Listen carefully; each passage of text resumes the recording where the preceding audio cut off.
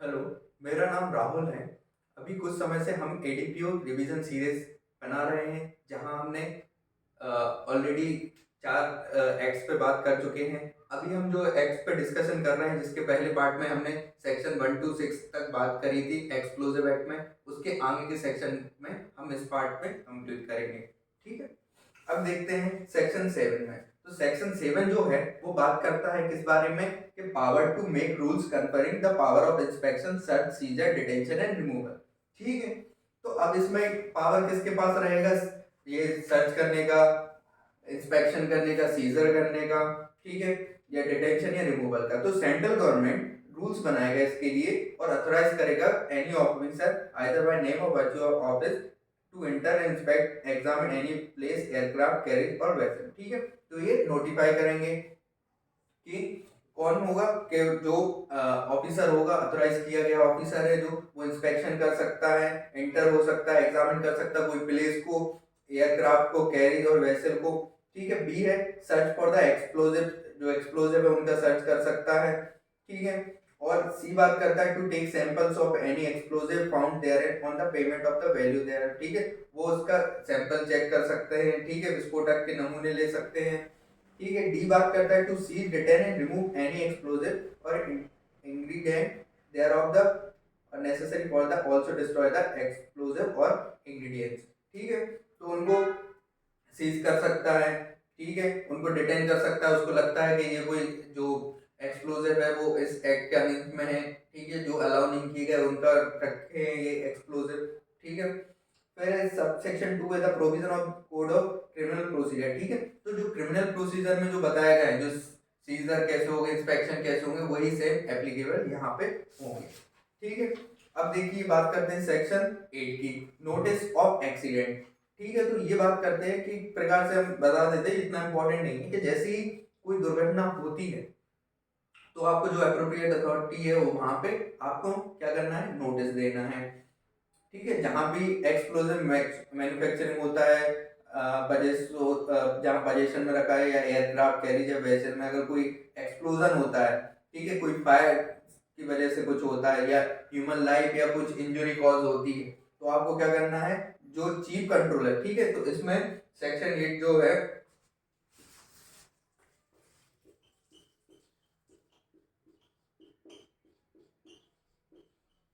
जो एक्सीडेंट का नोटिस आपको जो चीफ कंट्रोलर है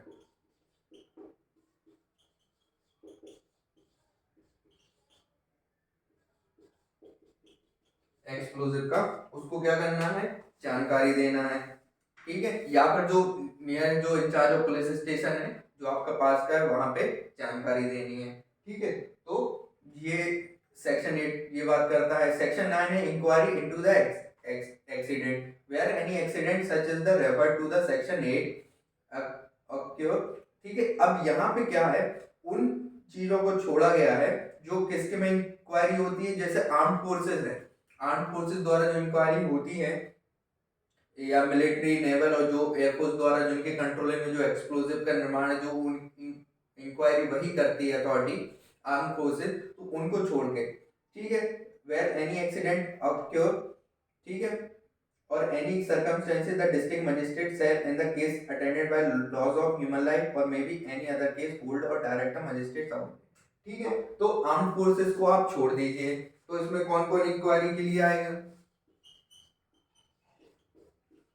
जनरली में जो जनरली मान लीजिए कोई चीज होती है, कोई दुर्घटना घटित होती है, तो उसके लिए कौन, डीएम या उनके जो भी सबऑर्डिनेट है जिसको उसने अथोराइज किया है, तो वो उसकी इंक्वायरी करेंगे।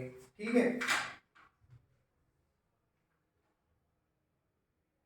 अन्य परिस्थिति में। ठीक है, फिर सेकंड है, और जो मजिस्ट्रेट है जिसको अथोराइज किया गया है इसके लिए, तो वो जो उसको जो नेसेसरी है उसके हिसाब से वो अपनी इंक्वायरी करेंगे। ठीक है, जो कोड ऑफ क्रिमिनल प्रोसीजर में दी गई है, जो कोड ऑफ क्रिमिनल प्रोसीजर में इंक्वायरी के लिए प्रोविजन उसके अकॉर्डिंग करेंगे।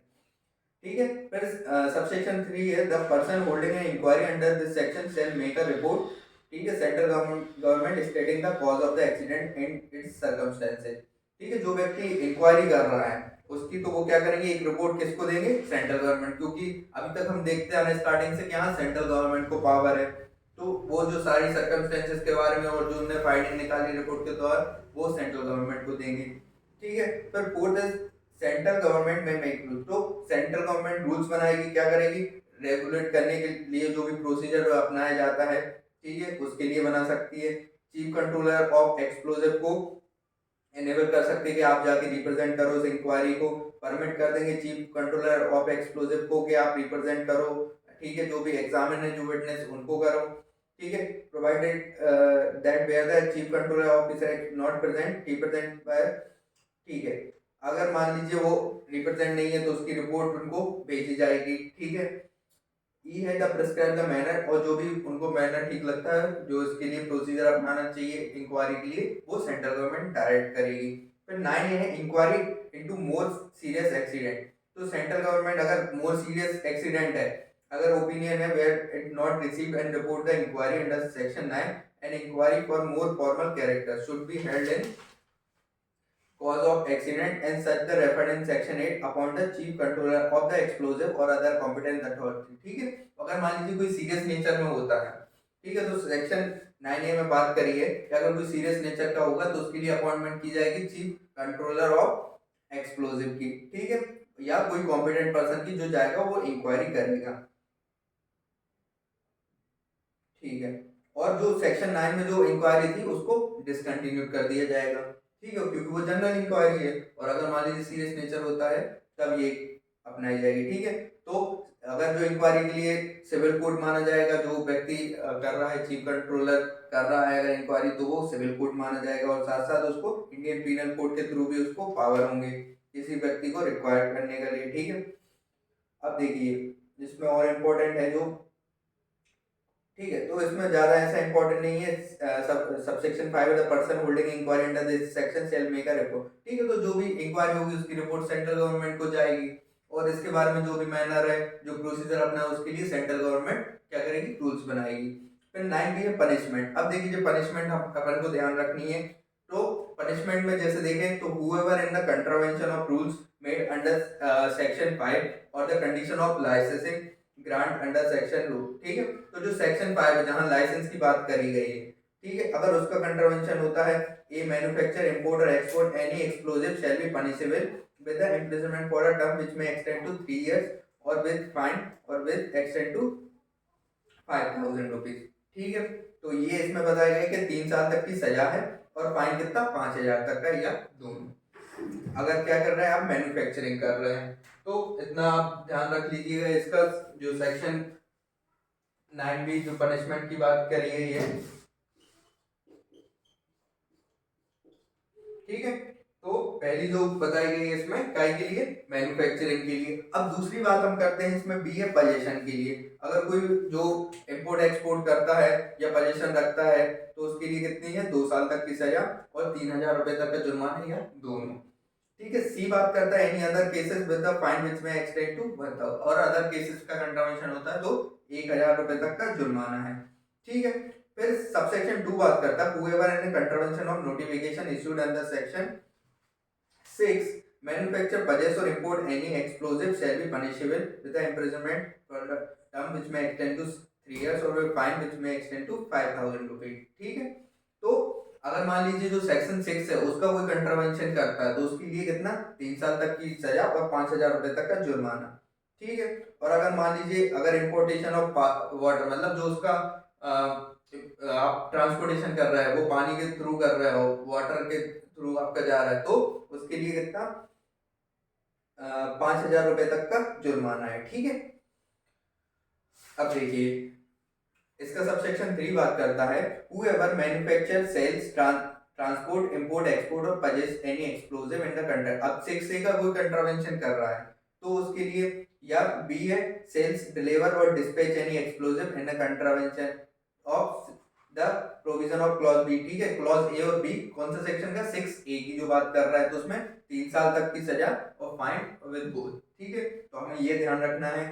फिर सी है in the contravention of provision of section 8 fail to give a notice. जो नोटिस जो एक्सीडेंट के बारे में जानकारी देना उसके बारे में फेल होता है तो, और तो उसको अगर देखिए जनरली कोई लॉस हुआ है तो उसके लिए कितना है, 5000 रुपए तक का जुर्माना, और अगर ह्यूमन लाइफ का लॉस हुआ है तो उसके लिए 3 महीने तक की सजा और फाइन और विद कोर्ट।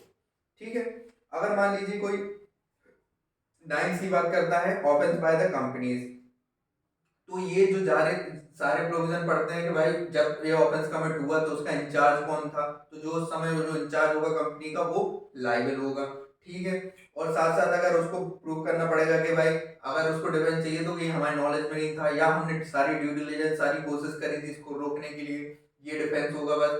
और ठीक है, तो इसके साथ साथ जो अगर अगर ये ऑफेंस कमिट होता है कंपनी द्वारा तो जो उसका उस समय डायरेक्टर मैनेजर सेक्रेटरी या अदर ऑफिसर रहे तो वो गिल्टी माने जाएंगे। ठीक है। अब इसमें देखिए फोर फीचर ऑफ एक्सप्लोसिव। ठीक है, ये सेक्शन 10 बात करता है कि मान लीजिए अगर जो एक्ट है इसके कंट्रावेंशन में आपने कुछ काम किया, ठीक है, और जो अपराध है इस अधिनियम के थ्रू, तो उसकी जो एक्सप्लोसिव है उसको क्या कर लिया जाएगा, उसको फोर फीचर कर लिया जाएगा। ठीक है। इसमें सेक्शन 11 इतना इंपॉर्टेंट नहीं है। सेक्शन 12 है कि मान लीजिए कोई जो एक्ट में बताया गया है जो प्रोविजन है उसका कोई अमेंडमेंट भी करता है या कमेंट भी या अटेम्प्ट भी करता है तो भी वो सेम ऑफेंस में भागीदार होगा। ठीक है। फिर सेक्शन 13 है power to arrest without warrant person committing dangerous offence. ठीक है। तो अगर कोई व्यक्ति क्या है कमिट कर रहा है ऑफेंस इस एक्ट के थ्रू, ठीक है, या मान लीजिए कोई एक्सप्लोसिव का मैन्युफैक्चरिंग कर रहा है, स्टोर कर रहा है, या कोई रेलवे पोर्ट या कैरिज एयरक्राफ्ट में कर रहा है, ठीक है, तो पुलिस क्या कर सकती है, बिना वारंट के, पुलिस ऑफिसर बिना वारंट के उसको अरेस्ट कर सकती है। ठीक है। अब देखिए इसमें सेक्शन 14 है saving in power to exam. ठीक है। तो इसमें क्या है, nothing this act except the section 8, 9 and 9A shall apply to the manufacturing. ठीक है। जो जो सेक्शन 8, 9 और 9A में बात की उसके अलावा कोई बात क्या है, इसको आर्म फोर्सेस है जो यूनियन की जो रेगुलेशन है उनके लिए अलग नियम बनाए जाएंगे। ठीक है। Any other person employed as central government under state government उसके लिए, ठीक है, एप्लीकेबल नहीं होंगी ये सारी चीजें। ठीक है। अब देखिए इसमें सेक्शन 15 बात करता है सेविंग क्लॉज एक टाइप के, जो इंडियन आर्म्स एक्ट है ये उस पर इफेक्ट नहीं करेगा। ठीक है। तो जो उसमें लाइसेंस दिए जाते हैं उस पर इफेक्ट नहीं करेगा। और देखिए इसमें सेक्शन 16 इतना इंपॉर्टेंट है नहीं है एग्जाम पर्पस से, the extension of definition of explosive और अदर एक्सप्लोसिव। ठीक है। तो सेंट्रल गवर्नमेंट नोटिफिकेशन के लिए जो एक्सप्लोसिव कितनी बड़ी डेफिनेशन थी उसमें और भी चीजें जो समय के साथ और चेंजेस आते हैं एक्सप्लोसिव में तो वो उसमें इंक्लूड कर सकते हैं। ठीक है। Power to delegate to central government क्या कर सकती है, अपने जो ऑफिसर हैं जो सबऑर्डिनेट है उनको ये जो पावर है जो है वो डेलीगेट कर सकते हैं। ठीक है। या स्टेट गवर्नमेंट की स्थिति में स्टेट गवर्नमेंट अपने ऑफिसर के थ्रू भी डेलीगेट कर सकती है। इसमें क्या है, जो भी ड्राफ्ट किए जाते हैं जो नियम बनाया गया उसको क्या है पब्लिकेशन किया जाएगा। ये है सेक्शन 18। तो इस तरह से ये अपना एक्ट कंप्लीट होता है, एक्सप्लोसिव एक्ट। आई होप आपको ये सीरीज पसंद आई हो रही होगी और ये एक्ट भी आपको समझ में आया होगा। अगर कोई भी आपको इससे संबंधित डाउट रहते तो आप कमेंट सेक्शन में कर सकते हैं। ठीक है। Thank you.